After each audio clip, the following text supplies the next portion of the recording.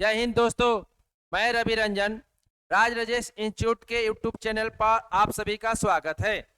आज हम लोग राज व्यवस्था के एक महत्वपूर्ण टॉपिक नीति निर्देशक और मौलिक कर्तव्य के पार्ट 3 में महत्वपूर्ण सवालों का डिस्कशन करेंगे।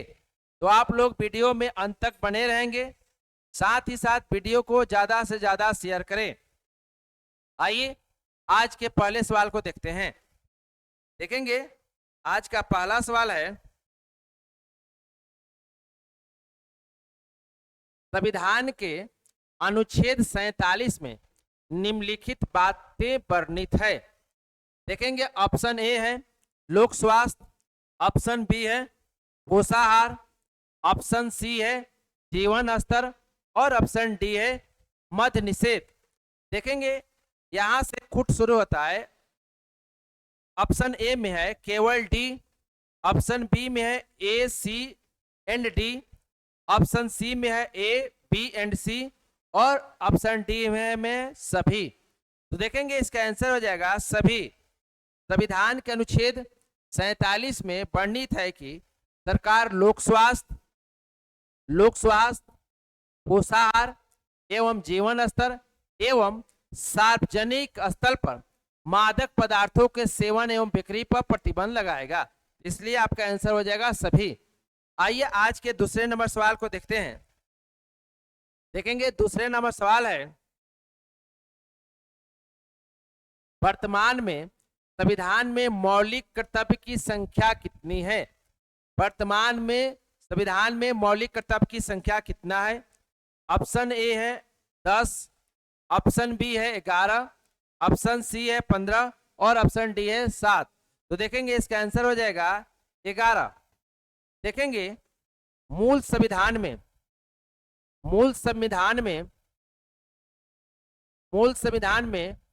मौलिक कर्तव्य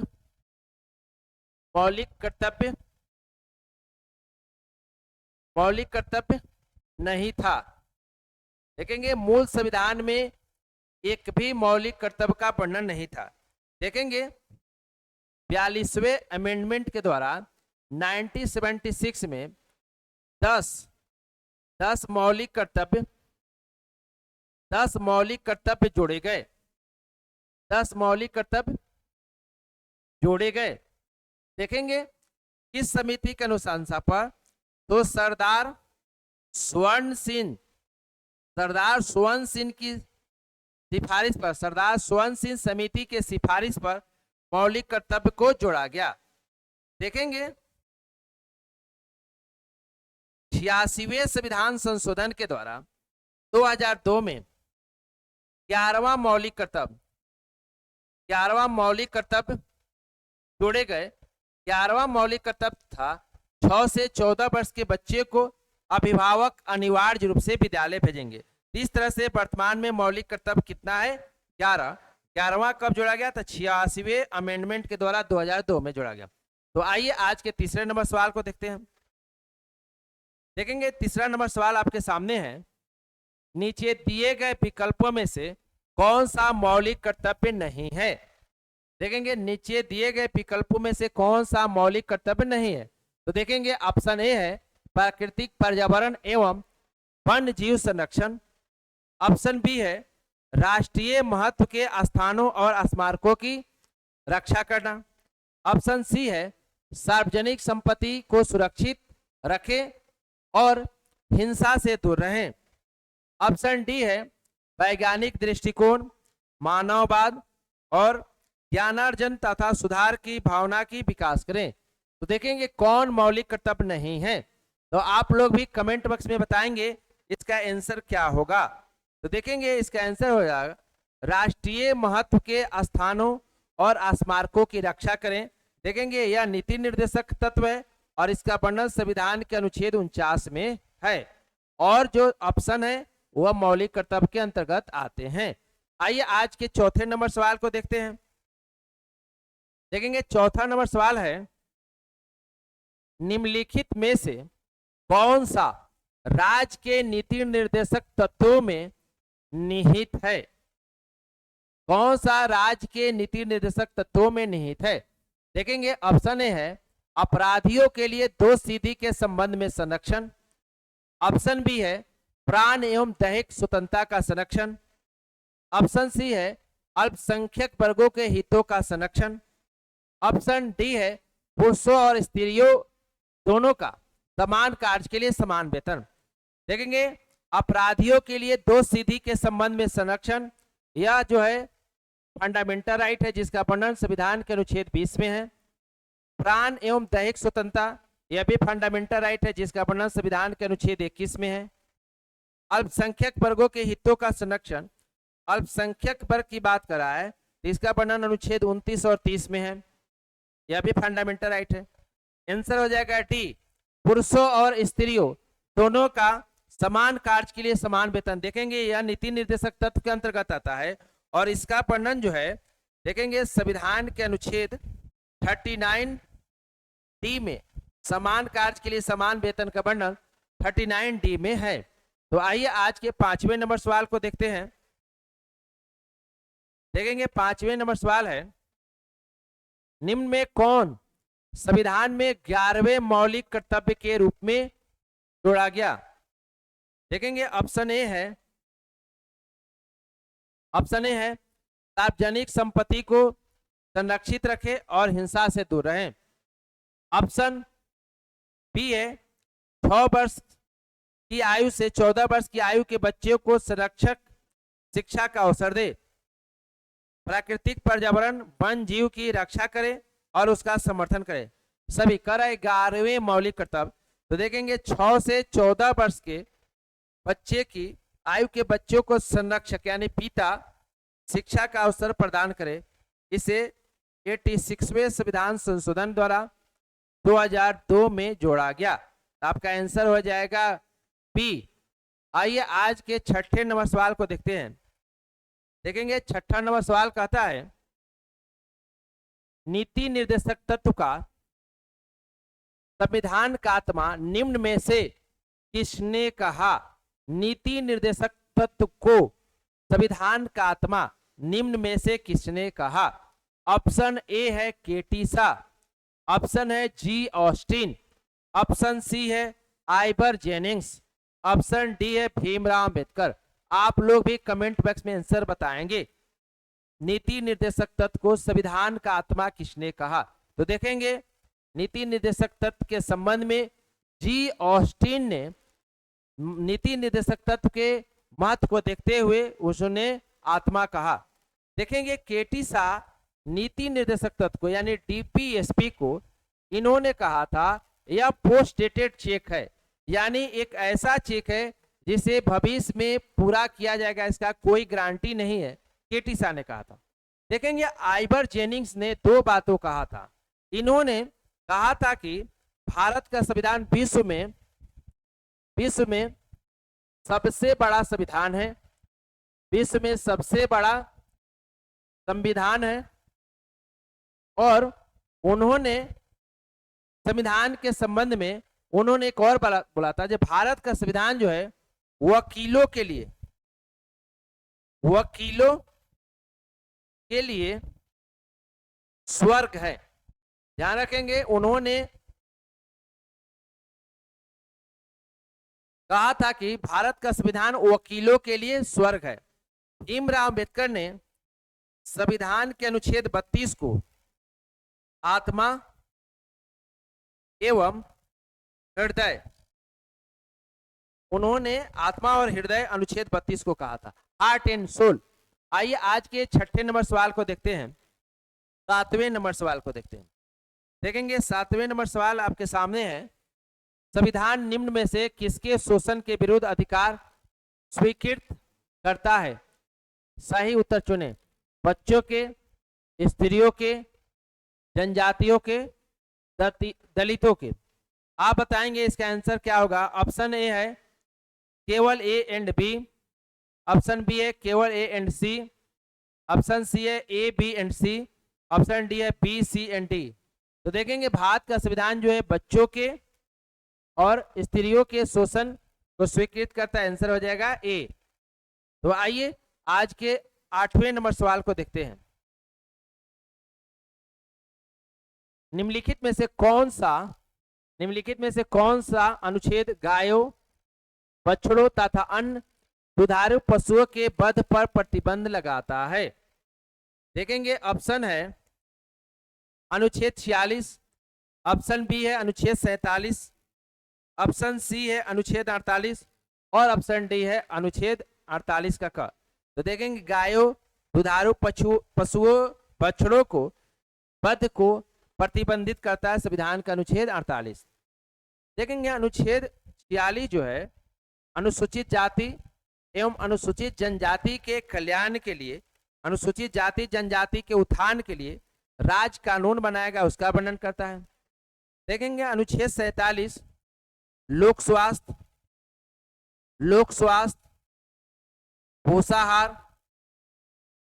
पोषाहार, जीवन स्तर, मादक पदार्थों के सेवन इत्यादि पर प्रतिबंध लगाता है। देखेंगे अनुच्छेद 48 जो है इसे 42वें अमेंडमेंट के द्वारा 1976 में जोड़ा गया। इसमें वन एवं वन्य जीव संरक्षण की बात की गई है।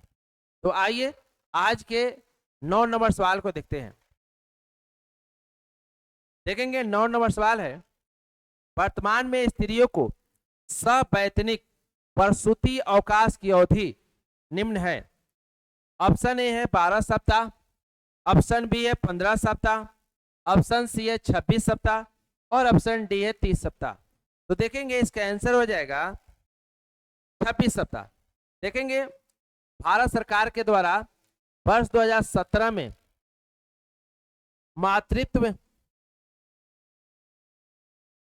मातृत्व हित लाभ अधिनियम 1961 में संशोधन किया गया, जिसमें महिलाओं को प्रसूति अवकाश 12 सप्ताह से बढ़ाकर 26 सप्ताह कर दिया गया। तब महिलाओं को प्रसूति अवकाश जो है 26 सप्ताह दिया जाता है और यह 26 सप्ताह जो अवकाश दिए जाते हैं यह जो है 2 बच्चों तक ही सीमित है, 2 बच्चों तक ही सीमित है। और देखेंगे इसका वर्णन जो है संविधान के अनुच्छेद 42 में कहा गया है, न्यायोचित एवं मानवोचित दशा उपलब्ध कराना, साथ ही महिलाओं को प्रसूति अवकाश दिया जाएगा। इसका वर्णन संविधान के अनुच्छेद 42 में वर्णित है। आइए आज के सवाल नंबर 10 को देखते हैं। देखेंगे सवाल नंबर 10 है, निम्नलिखित में से कौन सा मौलिक कर्तव्य नहीं है? देखेंगे ऑप्शन ए है आम भाईचारे की भावना को उजागर करना, ऑप्शन बी है राष्ट्रीय उद्यमों का संरक्षण करना, ऑप्शन सी है वैज्ञानिक संस्कार का विकास करना, ऑप्शन डी है भारत की समृद्ध विरासत का संरक्षण करना। तो कह रहे कौन मौलिक कर्तव्य नहीं है? तो देखेंगे इसका आंसर हो जाएगा बी, राष्ट्रीय स्मारक, राष्ट्रीय धरोहर, राष्ट्रीय उद्यम का संरक्षण करना यह नीति निर्देशक तत्व है और इसका वर्णन जो है आर्टिकल 49 में है। आइए आज के 11 नंबर सवाल को देखते हैं। देखेंगे निम्न में कौन सा नीति निर्देशक तत्व नहीं है? ऑप्शन ए है पोषाहार के स्तर को ऊपर उठाना, ऑप्शन बी है कमजोर श्रेणियों के आर्थिक हित को बढ़ाने का प्रयास करना, ऑप्शन सी है वैज्ञानिक मनोभाव का विकास करना, ऑप्शन डी है कार्यपालिका से न्यायपालिका को अलग करना। तो कह रहे नीति निर्देशक तत्व नहीं है। तो देखेंगे इसमें हो जाएगा वैज्ञानिक मनोभाव का विकास करना, यह जो है नीति निर्देशक तत्व के अंतर्गत आता है। ठीक है, देखेंगे आज का अगला सवाल, आज के 12 नंबर सवाल को देखते हैं। देखेंगे संविधान में मौलिक कर्तव्य को किस संविधान संशोधन द्वारा जोड़ा गया? संविधान में मौलिक कर्तव्य यानी फंडामेंटल ड्यूटी को कब जोड़ा गया? ऑप्शन ए है 42वें संविधान संशोधन, ऑप्शन बी है 25वें संविधान संशोधन, ऑप्शन सी है 44वें संविधान संशोधन और ऑप्शन डी है 86वें संविधान संशोधन। तो देखेंगे इसका आंसर हो जाएगा ए 42वें संविधान संशोधन के द्वारा 1976 में संविधान के भाग 4 क और आर्टिकल 51 ए जोड़ा गया और इसमें नागरिकों के लिए 10 मौलिक कर्तव्य जोड़े गए, 10 फंडामेंटल ड्यूटी जोड़े गए। देखेंगे 86वें संविधान संशोधन को ध्यान में रखेंगे 2002, जिसके द्वारा 11वां फंडामेंटल ड्यूटी जोड़ा गया। साथ ही साथ संविधान के अनुच्छेद 21 ए जोड़ा गया, जिसमें 6 से 14 वर्ष के बच्चे को निःशुल्क शिक्षा का व्यवस्था का प्रावधान किया गया। देखेंगे 44वां संविधान संशोधन 1978, देखेंगे इसके द्वारा संपत्ति के अधिकार को मौलिक अधिकार की श्रेणी से हटाकर इसे कानूनी अधिकार बना दिया गया। अब जो है संपत्ति का अधिकार कानूनी अधिकार है और इसका वर्णन जो है संविधान के अनुच्छेद 300 ए में है। ठीक है, तो आइए आज के अगले सवाल को देखते हैं। देखेंगे अगला सवाल है, देखेंगे राज्य संपूर्ण भारत के लिए एक समान सिविल संहिता यूनिफॉर्म सिविल कोड का प्रावधान करेगा। इसका वर्णन निम्न अनुच्छेद में उपबंधित है। ऑप्शन ए है अनुच्छेद 42, ऑप्शन बी है अनुच्छेद 43, ऑप्शन सी है अनुच्छेद 44 और ऑप्शन डी है अनुच्छेद 45। तो देखेंगे यूनिफॉर्म सिविल कोड, तो देखेंगे इसका वर्णन जो है आर्टिकल 44 में किया गया है। संविधान के अनुच्छेद 44 है कि राज्य जो है ऐसा कानून बनाएगा कि संपूर्ण भारत में एक समान सिविल संहिता होगा, यूनिफॉर्म सिविल कोड। देखेंगे अभी चर्चा में है यूसीसी यूनिफॉर्म सिविल कोड। और देखेंगे स्वतंत्रता प्राप्ति के बाद देश का पहला राज्य उत्तराखंड बना जिसने भारत में यूसीसी यूनिफॉर्म सिविल कोड को लागू किया। अब आप सोच रहे होंगे गोवा, तो देखेंगे गोवा में जो यूनिफॉर्म सिविल कोड लागू था वह ब्रिटिश काल से ही लागू हुआ था। ठीक है, देखेंगे अनुच्छेद 42 महिलाओं के अधिकारों के लिए संरक्षण की बात करता है, प्रसूति अवकाश की बात करता है। अनुच्छेद 43 लघु एवं कुटीर उद्योगों की स्थापना एवं कोऑपरेटिव सोसाइटी के स्वतंत्र स्थापना और संचालन की बात करता है। अनुच्छेद 45 जो है 0 से 6 वर्ष के बच्चों के प्री प्रारंभिक शिक्षा का देखरेख राज्य के ऊपर यह दायित्व होगा। इसका वर्णन अनुच्छेद 45 में है। आइए आज के 14 नंबर सवाल को देखते हैं।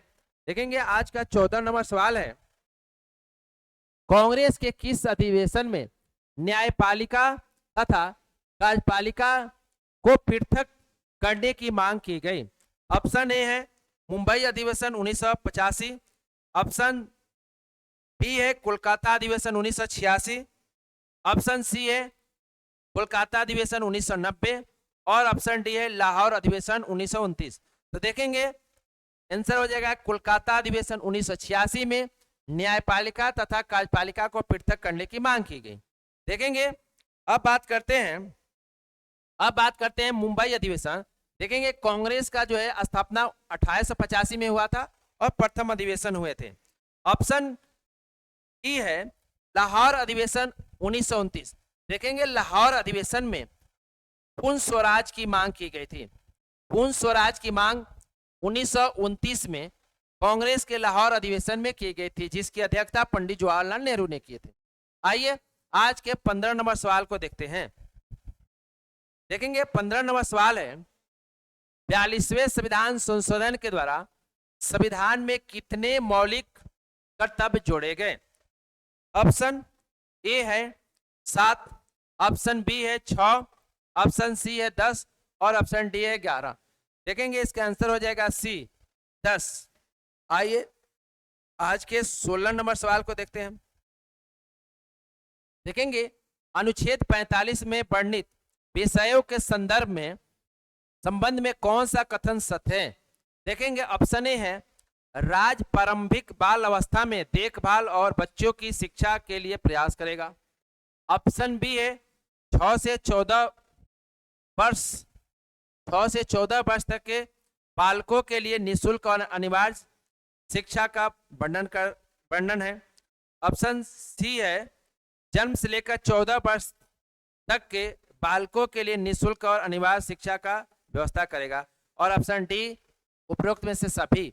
तो देखेंगे इसका आंसर हो जाएगा ए राज प्रारंभिक बाल अवस्था यानी 0 से 6 वर्ष। आंसर हो जाएगा 0 से 6 वर्ष प्रारंभिक बाल अवस्था में देखभाल और बच्चों की शिक्षा के लिए प्रयास करेगा। इसका आंसर हो जाएगा ए। आइए आज के 17 नंबर सवाल को देखते हैं।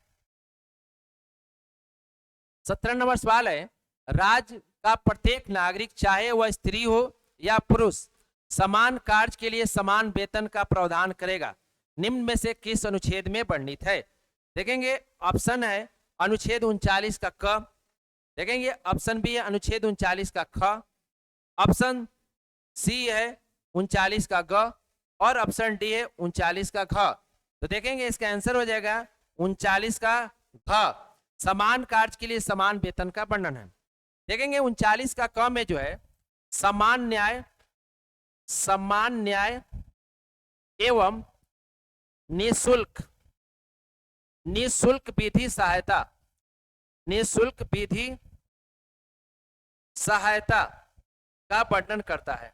देखेंगे अनुच्छेद 39 का ख जो है इसमें कहा गया है कि राज्य सार्वजनिक संपत्ति का प्रयोग मैक्सिमम जनता के हित में करेगा। देखेंगे अनुच्छेद 39 के ग में कहा गया है कि राज्य इस बात का ध्यान रखेगा कि सार्वजनिक संपत्ति किसी एक व्यक्ति के पास केंद्रित न हो, इसका सबको समान रूप से प्राप्त हो, इसका वितरण हो। इसका वर्णन अनुच्छेद 39 का ग में है। तो आइए आज के 18 नंबर सवाल को देखते हैं। देखेंगे 18 नंबर सवाल है राज्य के नीति निर्देशक सिद्धांतों में निम्न में से किसके बारे में संविधान शांत है। तो देखेंगे ऑप्शन ए है प्रौढ़ शिक्षा, ऑप्शन बी है कर्मकारों को निर्वाह मजदूरी, ऑप्शन बी है गरीबों को निःशुल्क विधि सहायता, ऑप्शन डी है बालकों की प्रारंभिक शिक्षा जब तक वह 6 वर्ष की आयु प्राप्त न कर ले। तब मौन है भारत का संविधान के नीति निर्देशक तत्व में किसके बारे में मौन है। आंसर हो जाएगा ए। देखेंगे प्रौढ़ शिक्षा का वर्णन नहीं है। तो इस प्रकार से देखेंगे इस प्रकार से आज के सेशन में नीति निर्देशक तत्व एवं मौलिक कर्तव्य में हम लोगों ने 18 महत्वपूर्ण सवालों का डिस्कशन किया जो बीपीएससी 17वीं, बिहार दरोगा, बिहार एसएससी एवं तमाम एग्जाम के लिए महत्वपूर्ण है। तो देखेंगे इस वीडियो को हम लोग 3 पार्ट में नीति निर्देशक तत्व और मौलिक कर्तव्य को 3 पार्ट में हमने बनाए। तो जो नहीं देखे होंगे तीनों पार्ट को देखेंगे, महत्वपूर्ण सवाल हैं, आपके लिए कारगर होंगे। तो आज के लिए इतना ही, फिर अगले वीडियो में महत्वपूर्ण टॉपिक के साथ मिलते हैं, तब तक के लिए इतना ही, धन्यवाद।